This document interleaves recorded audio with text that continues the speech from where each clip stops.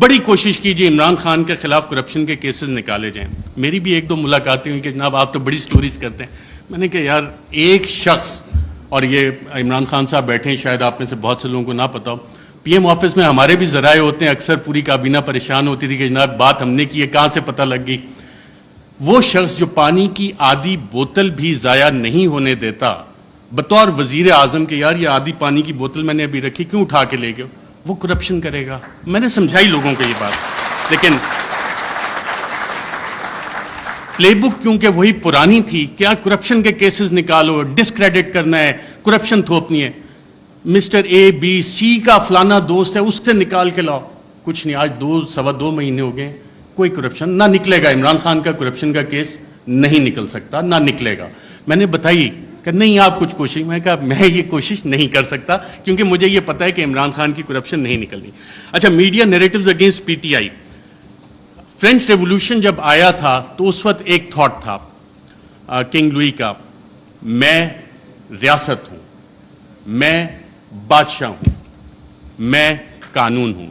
اور یہی چیز ہم نے دیکھی کہ جب media narratives P T I کے خلاف بن رہے تھے, ابھی حال ہی میں آپ اگر آئی ایم دا کنگ کا دیکھ لیں, the king can do no wrong. King ہمیشہ, جو بادشاہ ہے وہ ہمیشہ اچھی چیزیں ہی کرتا ہے.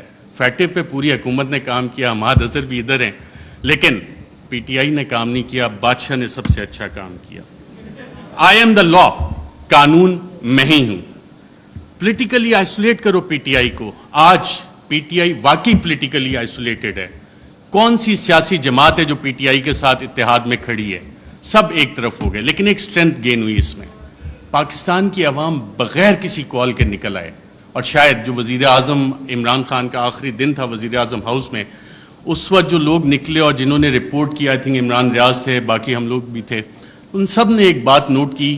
آپ نے خود بھی اپنا دفتر چھوڑنا ہونا, کافی ٹائم لگتا ہے, کہ ایک شخص فوراً اٹھ کے چلا گیا اور کہا, جب سوال جواب ہوئے, کوئی رہ تو نہیں گیا, اکیلا کر دیا ہے, اب اس کے ساتھ کس نے کھڑا ہونا ہے؟ پاکستان کی عوام کھڑی ہوئی. یہ وہ ڈفرینٹ فیکٹر تھا, چینج تھی, جس کو کسی بھی سازشی نے کیٹر نہیں کیا ہوا تھا. یہ وہ ویریبل تھا, عوام کا ویریبل تھا, جس کی وجہ سے یہ چیزیں. میں کوئکلی تھوڑا سا 2 منٹ اگر آپ کی اجازت ہو تو سائفر کے اوپر بھی بات کرنا چاہوں گا. سائفر پہ بھی میڈیا نیریٹیوز بڑے بڑے مزے کے بنے, اس پہ اور ڈیبیٹ بھی ہو سکتی تھی, کافی مزے کی چیزیں تھیں. پہلا کیا بنا جی, پہلی میڈیا نے رپورٹ کرنا شروع کیا اور باقاعدہ یہ بتایا گیا کہ جی سائفر تو ایگزسٹ ہی نہیں کرتا, سائفر نام کی تو کوئی بلا ہی نہیں ہے.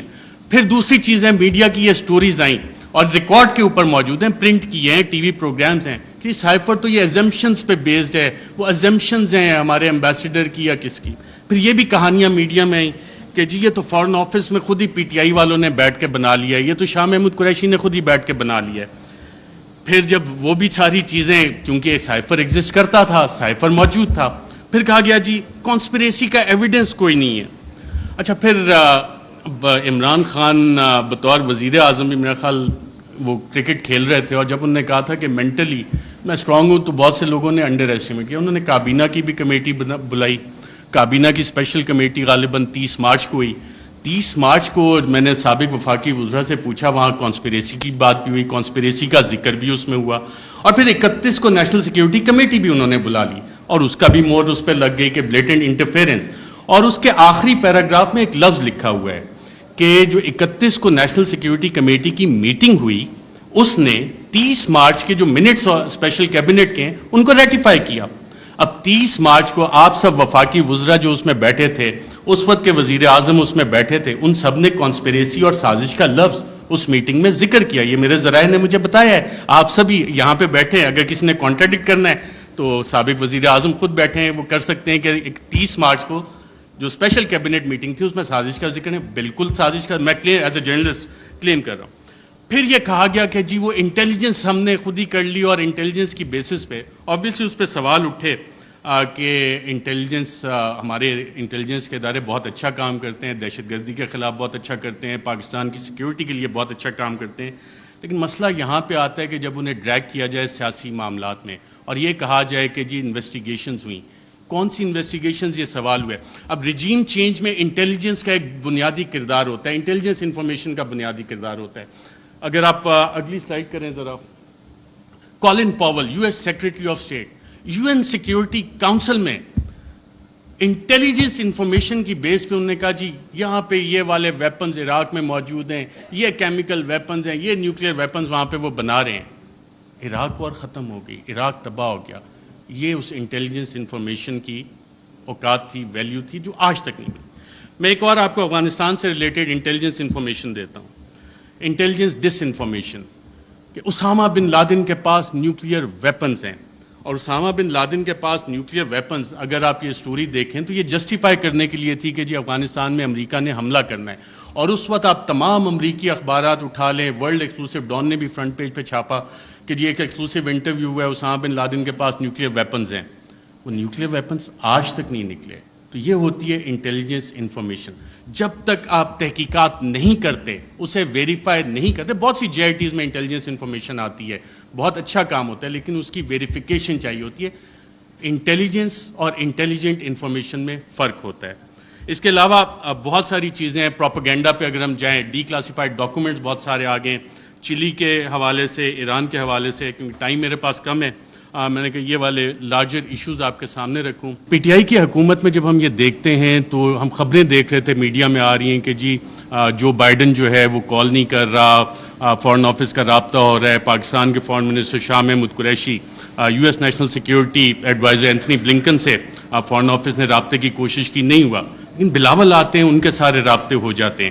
تو یہاں سے آپ جب میڈیا کی وہ خبریں نکال کے دیکھتے ہیں تو آپ کو ایکسٹرنل فیکٹر اور وہ لنکیجز کہ یہ فیصلہ وائٹ ہاؤس میں ہوا, U S N S C میں ہوا, اور اس کا ذکر اب میڈیا میں یہ سوال ابھی تک ڈیبیٹ نہیں ہوا کہ کیا اس کا فیصلہ وہاں پہ ہوا تھا, نہیں ہوا تھا. وہ سائفر اگر پبلک ہوتا ہے تو اس میں یہ سوالات اٹھیں گے یقیناً کہ یہ فیصلہ اس لیول پہ, اسٹیٹ کے لیول پہ یو ایس اسٹیٹ نے کیا, صدر جو بائیڈن نے کیا. اور صدر جو بائیڈن جو نیو کونس تھے, the plan for the new American century, اس کا باقاعدہ طور پہ حصہ تھے, جس کے بعد ہم نے دیکھا 2001 کے بعد پوری دنیا میں ڈفرینٹ ریجیم چینج آپریشنز باقاعدہ طور پہ لانچ کیے گئے. عراق اس کی ایک مثال ہے. انٹرنل فیکٹرز پہ جب ہم آتے ہیں, میں بڑا بریف رکھوں گا کہ میں ٹائم بتایا گیا 10 منٹ کا ہے. انٹرنل فیکٹرز کو جب ہم دیکھتے ہیں تو اس میں ذاتی انا کے مسئلے آ جاتے ہیں, کچھ اداروں کے مسائل آ جاتے ہیں, کچھ سیاسی مفادات آ جاتے ہیں. اور اس میں ایک سوال جب ہم انٹرنل فیکٹرز کا دیکھتے ہیں تو بڑا سوال یہ بنتا ہے کہ ملک کا کون سوچتا ہے, پاکستان کا کون سوچتا ہے. کیا ہم صرف انڈیویجولز کا سوچیں گے, کیا ہم صرف ان اداروں کا سوچیں گے کہ جی اداروں کی انا بڑی ہوگی ہے, انڈیویجولز کی انا بڑی ہوگی ہے. پاکستان کا کون سوچ رہا ہے؟ کیا وزیر اعظم عمران خان اس وقت پاکستان کا سوچ رہا تھا یا انڈیویجولز کے بینیفٹس دیکھ رہا تھا؟ اور کیا یہ جو ریجیم چینج کانسپیریسی ہے, اس میں جو میڈیا نیریٹیوز بنے وہ کس طرح کے بنے؟ اس میں انڈیویجولز اور انسٹیٹیوشن نے ڈومینیٹ کیا یا پاکستان کا سوال کسی نے اٹھایا اس حوالے سے؟ میڈیا نیریٹیوز اس حوالے سے سائلنٹ ہیں, اس میں آپ کو انسٹیٹیوشنل اور انڈیویجول ڈومیننس نظر آتی ہے. اچھا, کوورٹ ایکشن بھی اس میں باقاعدہ طور پہ پلان ہوا. میڈیا میں being fly on the wall and being an active participant, ایک ایکٹیو جرنلسٹ ہوتے ہوئے آپ کو بہت کچھ پتہ لگتا ہے کہ جی میڈیا نیریٹیو بننا کیسے.